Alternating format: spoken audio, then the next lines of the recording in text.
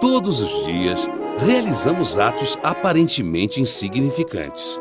Acordamos, escovamos os dentes, tomamos café da manhã, saímos para as compras. Mas por trás de cada ato cotidiano, há muito mais do que imaginamos. Uma ação simples, como comprar 1 quilo de carne, envolve uma série de atividades econômicas. É a cadeia produtiva. A cadeia produtiva da carne termina na panela. Para Maria, a carne pode se transformar em um assado, um ensopado ou em um bife. Mas onde começa a cadeia produtiva? E o que é a cadeia produtiva? A cadeia produtiva é o conjunto de todas as ações ligadas a uma determinada atividade. A cadeia produtiva da carne tem muitas etapas. Tudo começou com um fazendeiro que decidiu plantar capim e comprar umas cabeças de gado. Ele também construiu um curral e contratou alguns empregados. O gado cresceu e engordou. Aí o fazendeiro negociou o gado com um frigorífico que providenciou o corte e a distribuição para açougues e supermercados. E assim, a cadeia produtiva da carne gera milhões de empregos no Brasil, arrecada bilhões de reais em tributos e movimenta a nossa economia. Hoje em dia, a evolução da sociedade tornou muito simples comprar carne. Em um açougue, basta escolher o tipo: filé mignon, lombo, costelinha, carne moída, já está pronta para o consumo. Mas antigamente era uma outra história. Para conseguir carne, o homem primitivo tinha que caçar o próprio alimento. Ou, se desse muita sorte, encontrar um animal já morto. Também era muito comum que outros animais caçassem o homem. Aí era o homem primitivo que virava o alimento de outras espécies. Naquele tempo, o homem vivia em pequenos grupos que habitavam cavernas. Por isso, são conhecidos como homens das cavernas.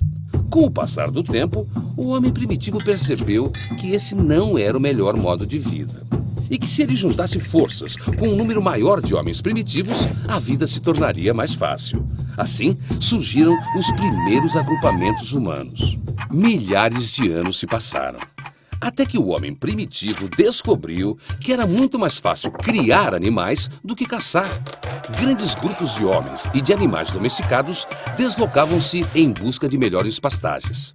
Eram os nômades, que existem até hoje nos desertos da África e da Ásia. Nessa época, a forma de troca comercial mais comum era o escambo. As pessoas trocavam mercadorias entre si. Um homem tinha um boi, o outro 10 sacas de trigo. Eles trocavam as mercadorias. Mas nem sempre era fácil determinar o valor de cada produto. Para facilitar as trocas comerciais, o homem inventou o dinheiro. Hoje, para conseguir um pedaço de carne, o homem não precisa caçar, muito menos produzir algo para trocar com o fazendeiro. Basta usar o dinheiro. Uma das funções do dinheiro é facilitar a cotação das mercadorias, ou seja, determinar o valor de cada coisa. Mas o dinheiro não resolveu todos os problemas da vida em sociedade. O homem também precisava de regras para que esta nova vida fosse mais harmônica. Para isso, o homem criou o Estado. No princípio, o Estado era comandado por um governante com muito poder. Logo, apareceram os líderes de clãs, os faraós do Egito, os imperadores romanos. A democracia não era muito popular nessa época. Quem tinha o poder mandava e desmandava. Quem não tinha, que se calasse. Mandava quem podia e obedecia quem tinha juízo. Quando parecia que a coisa ia melhorar, ela piorou de vez. Roma dominara grande parte do mundo conhecido. Naquela época, todo mundo que não vivia no Império Romano era considerado bárbaro. Pois esses bárbaros resolveram invadir Roma e destruíram o grande império. Com o fim do domínio romano, novamente o poder político se dividiu entre pequenos agrupamentos humanos.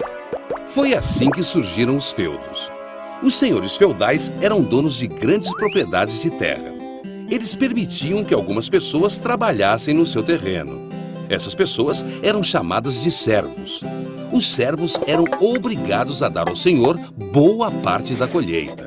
Cada feudo tinha sua própria lei, e o senhor mandava e desmandava. Insatisfeitos, os habitantes de uma pequena parte da Europa resolveram se unir em torno de um governo centralizado novamente. Eles batizaram o lugar de Portugal. E foi assim que surgiu o primeiro Estado Nacional moderno. O papel do Estado é organizar a vida em sociedade. Isso significa administrar tudo que é público, criar as leis e fazer com que elas sejam cumpridas, construir a infraestrutura necessária, garantir a coleta de lixo, criar hospitais e manter escolas. Tudo isso custa dinheiro. Dinheiro que o Estado consegue através dos tributos cobrados dos cidadãos.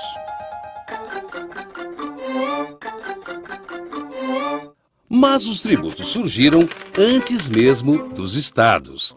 Antigamente, o homem primitivo prestava homenagem aos mais fortes de seu grupo, que recebiam, por exemplo, presentes, comida e até ósseos. À medida que os homens se organizaram em sociedades, seus líderes começaram a recolher para si os tributos.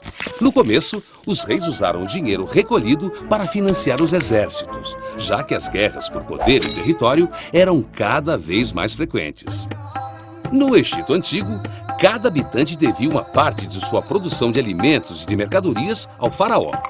Na França de Luís XIV, só os pobres eram tributados. A nobreza não pagava nada para sustentar o Estado. O rei francês chegou a afirmar: "O Estado sou eu." A população se revoltou e aconteceu a Revolução Francesa. Aí surgiu a Declaração dos Direitos do Homem e do Cidadão. A declaração afirmava que todos são iguais perante a lei.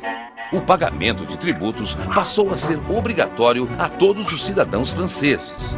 Mesmo princípio que vigora ainda hoje na maior parte do mundo, inclusive no Brasil. Nosso país tem vários tipos de tributos. Os tributos se dividem em impostos, taxas, contribuições sociais. Eles geralmente são conhecidos por suas siglas: IPVA, IPTU, ICMS, IPI. Mas o que significa tudo isso? O imposto é um tipo de tributo pago em função de uma dada situação. O João, por exemplo, ele é policial militar e paga o imposto de renda, um imposto cobrado pelo governo federal sobre a renda de uma pessoa. A maior parte dos brasileiros não paga esse imposto, pois recebe menos do que o mínimo estabelecido pela lei. E como o João também tem uma casa, ele paga para a prefeitura o IPTU, Imposto Predial e Territorial Urbano. O João também paga um imposto sobre o carro dele, é o IPVA, que é cobrado pelo governo estadual. IPVA é a sigla para Imposto sobre a Propriedade de Veículos Automotores. Outro tipo de tributo é a taxa, que a gente paga por um determinado serviço público. Assim, a Maria paga uma taxa quando pede uma segunda via de um documento na prefeitura. O João paga uma taxa para pedir uma certidão negativa. E os dois pagam uma taxa pela iluminação pública.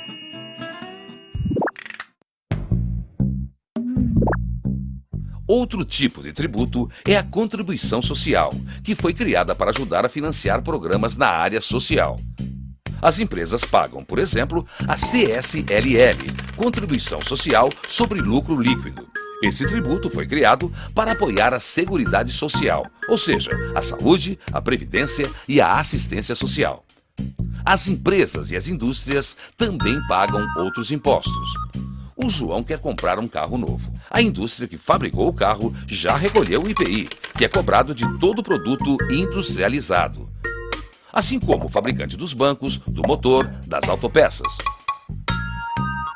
Nas compras que a Maria vai fazer no mercado, também incidem tributos. Sobre a carne que compramos, incide um imposto estadual muito importante, o ICMS. O imposto sobre a circulação de mercadorias e serviços incide sobre todo o produto que compramos em supermercados, lojas e farmácias, por exemplo. O ICMS, assim como o IPI, são exemplos de impostos indiretos, ou seja, o imposto está embutido no preço do produto.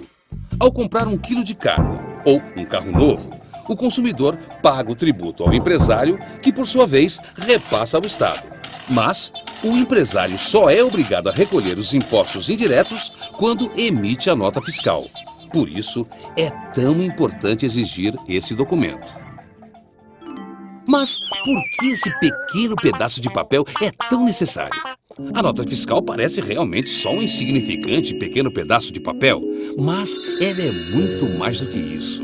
A nota fiscal significa mais dinheiro para o governo investir em benefício da sociedade. Sem a nota fiscal, o empresário paga menos imposto, o governo arrecada menos e tem menos dinheiro para investir em educação, cultura, saúde ou saneamento básico. Afinal, os tributos foram criados para financiar as facilidades e os serviços da vida em sociedade. O IPTU, aquele imposto que o João pagou para a prefeitura sobre o valor da casa dele, financia a coleta de lixo, postos de saúde e asfaltamento de ruas. O IPVA, que o João pagou para o governo estadual sobre o valor do carro dele, financia a segurança pública, as escolas e a manutenção de estradas. E o imposto de renda que o João paga sobre o salário dele é utilizado pelo governo federal para construir estradas, fornecer energia e financiar programas sociais. Através do pagamento dos tributos, todos nós dividimos o custo da vida em sociedade. Quem ganha mais, paga mais. Quem ganha menos, paga menos. O Brasil hoje é uma democracia. Significa que temos eleições livres e diretas. Escolhemos os nossos dirigentes. O povo pode mostrar sua insatisfação e protestar livremente. E o governo precisa dar explicações à sociedade. Em uma democracia, todos têm direitos e deveres, inclusive o Estado. O povo tem direito à educação, à saúde e à segurança. O Estado tem o dever de fornecer os serviços básicos à população com parte do dinheiro que pagamos de impostos. Cabe ao Estado brasileiro gerenciar os tributos pagos todos os anos pelo cidadão. Mas nem sempre foi assim. Antigamente, os governantes faziam com o dinheiro público o que bem entendiam. Assim, surgiram as obras faraônicas, que receberam este nome por causa das extravagâncias cometidas pelos faraós. Eles construíram enormes monumentos em homenagem a si mesmos. Por muito tempo foi desse jeito.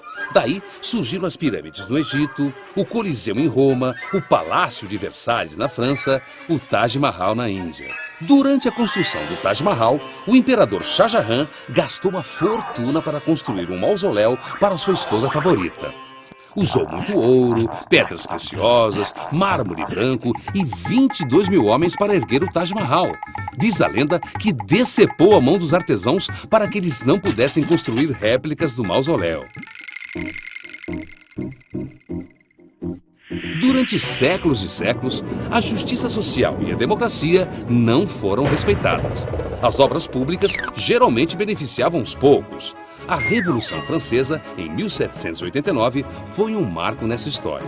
Ela consagrou a soberania popular e a separação de poderes em executivo, legislativo e judiciário. A partir daí, coube ao legislativo, ou seja, aos representantes eleitos pelo povo, definir quanto e onde gastar e de quem e quanto cobrar de impostos, dando origem ao orçamento público.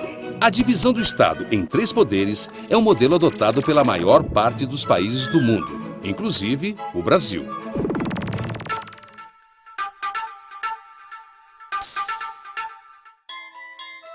O orçamento do Estado é muito importante.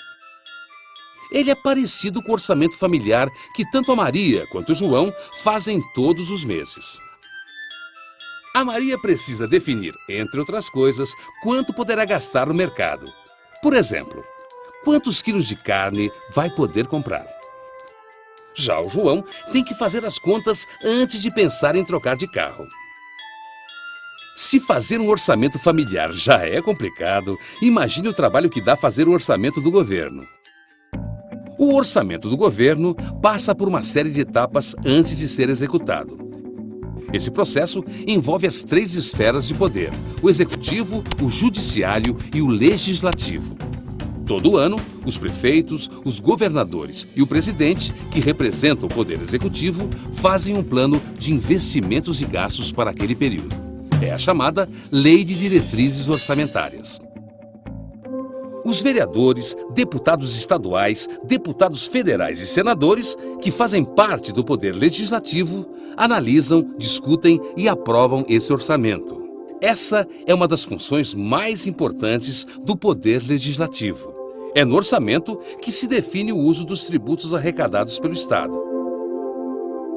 É com essa previsão anual do recolhimento de tributos que o país sabe quanto e como vai investir em educação, saúde ou construção de estradas. Durante o ano, os prefeitos, os governadores e o presidente executam o que foi previsto no orçamento. Cabe ao Poder Judiciário fiscalizar a aplicação do orçamento e punir quem tenha feito algo de errado. O governo tem que prestar contas a todos os cidadãos, que, por sua vez, têm o dever de cobrar e acompanhar os gastos do governo. Afinal de contas, os políticos que fazem e aprovam o orçamento são eleitos por nós. Por isso, o voto é tão importante, porque é através dele que o João, a Maria e milhões de brasileiros escolhem quem serão os seus representantes.